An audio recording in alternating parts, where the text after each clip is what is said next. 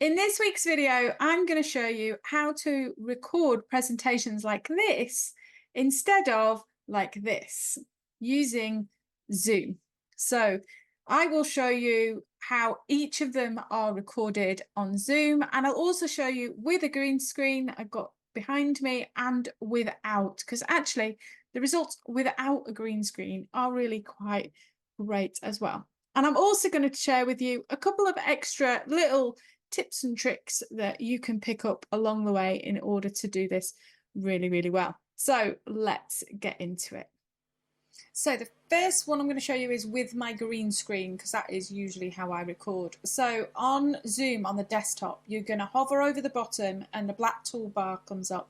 We're going to click on share screen, and usually this is the screen that it comes to, and you'd probably click on desktop share, and then that's the one where I come up at the side of the slides. Stick around for a bonus tip with this one in terms of making this a little slicker, but I'll come to that at the end. So in order to put yourself in front of the slides, you need to click on advanced and then slides as a virtual background, and then click share. Choose the presentation that you're going to use, click open. It's going to take a couple of seconds to prepare those slides for you.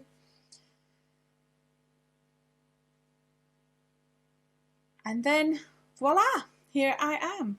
Now, if you click on yourself, you can use these little radio buttons at the ends to make yourself bigger or smaller.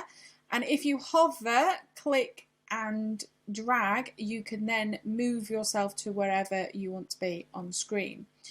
One little tip that I would give is if you're going to present this way and you're going to record your presentation this way, then just be considerate of where your head's going to be. So if I give you an example with these slides, like this, some of the information is hidden behind my head. Now I could move myself, so I could get to this slide, for example, and then move my head over here. That's one option. Or I could design the slides in a way that leave this bottom corner, because I know that I'm going to be recording it this way and this is where my head is going to be. So let's stop share, and then let's show you the exact same thing but without my green screen, because it is still pretty good. So let's first lower this. And we need to change one little setting to let Zoom know that we don't have a green screen. And to do that, we go up to this little shield in the corner, and then we click the cog icon. We go into backgrounds and we click off where it says I have a green screen. And now we're going to do the exact same thing again. So we're going to share screen, advanced, share as a virtual background, and then we're going to find our presentation. Let's see how this comes up.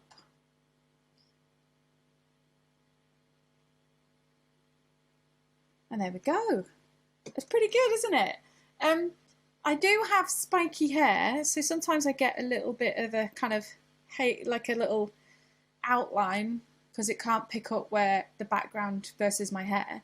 And the other thing is, if I move quite quickly, it sort of puts a little, it doesn't do so well at that. But come on, it's pretty good, isn't it? It's really, really good. So you don't necessarily need the green screen. You can still do this without, and it looks pretty good.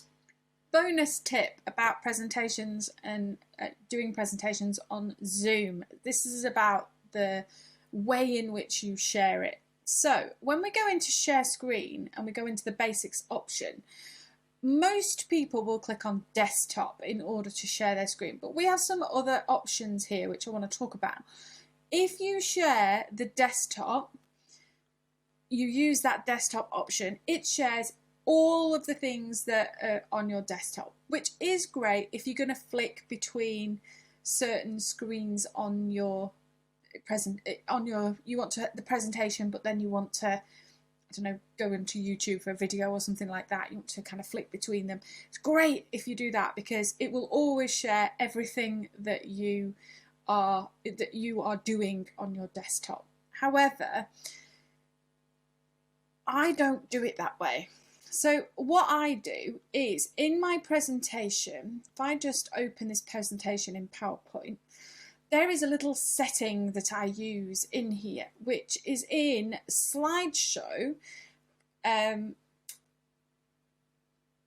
it is, where's my little option gone? Oh, set up slideshow. Browse in an individual window. Now, what this means then is if I click OK on that, what that means is when I go to present, it only, can you see how it puts this slide in this particular window? And behind it, I've still got my Zoom and I've still got everything else that I want to work on. What does this mean? It means, let me go back to Zoom. It means now that when I do share screen, it comes up here. Can you see Microsoft PowerPoint? And this is my slideshow. If I click on this option, it is only going to show the slideshow.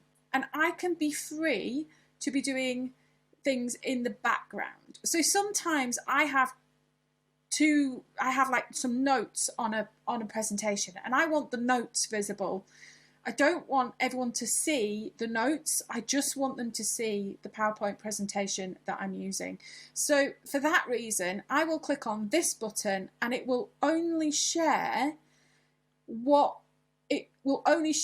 PowerPoint screen. And in the background, I could have my notes open, or I could have some other resources open that I need in order to present this really well. But as the person watching this, you're only going to see what's in that window until I click stop share and come back. So that is a little trick that you can use depending on what you want to do. If you click on desktop, it's going to show everything. If you change that setting in PowerPoint and click only that window, then it will only when you're on Zoom show that to the people that you're with, and you can then be having a look at like notes or things like that in the background. So I hope you found that useful. So if you want some more tips on technology for helping your private practice grow, then I have over 200 videos now on YouTube, all for people in the helping profession. So do go browse around my channel, have a look, watch the videos that are relevant to you.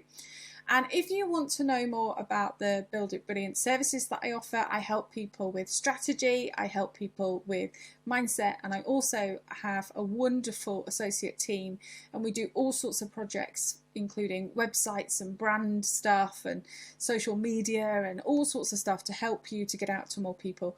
So I will put the links in the description down below to Build It Brilliant and the services and all the stuff that we do over there, so you can go check them out. Thank you very much for watching this video. It is much appreciated. If you've liked the content, if you think that I've shared something useful, then do hit the like button. Feel free to comment down below. Let me know how you found it, and subscribe to the channel if you want to, if you like what we do. And that's it for this week's video, and I'll see you next week for the next one.